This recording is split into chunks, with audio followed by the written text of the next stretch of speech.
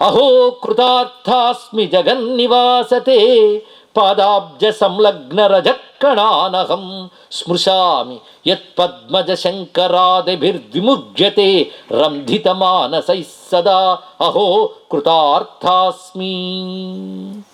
నేను కృతార్థురాలినయ్యాను.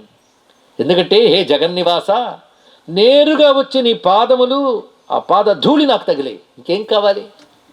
ఎటువంటి పాదధూళి కోసం దేవతలందరూ వెతుకుతారో, అంటే తప్పిస్తారో, ఆ పాదములు కనిపించాలి, ధూళి లభించాలి అని దేవతలందరూ తప్పిస్తారో, పై ఎలా తప్పిస్తారంటే ఊరికనే కాదు, రంధిత మానసై. మంచి మాట ఉంది ఇక్కడ.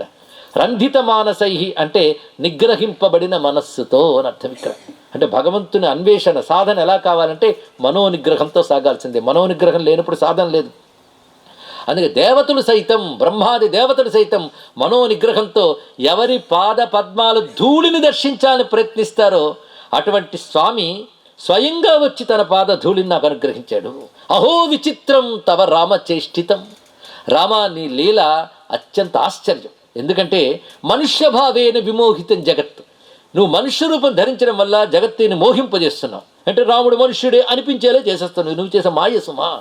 నువ్వెవరివి అంటే చలస్యజస్రం చరణాదివర్జిత సంపూర్ణ ఆనందమయోతి మాయిక. చలస్యజస్రం చరణాదివర్జిత. నీ తత్వం ఏమిటి అంటే పాదములు, చేతులు మొదలైనవేవి లేనివాడవు నువ్వు. అలాంటిది అవన్నీ ఉన్నవాడిలా మనుష్య రూపం ధరించడంతో మమ్మల్ని అనుగ్రహించావు. ఈ రూపంతో వచ్చి అటువంటి వాడు ఇలా వచ్చాడు అనిపించడం మంచిదే. అలా అనిపించక రాముడు కేవలం కర్రచరణాలు ధరించిన ఒక మానవుడు అనుకునేటట్టు చేస్తున్నావు. ఇది మాయయ్యా. నువ్వు నిజానికి ఎవడవయ్యంటే సంపూర్ణ ఆనందమయ అతిమాయిక. చాలా గొప్ప మాట ఇది ఇక్కడ.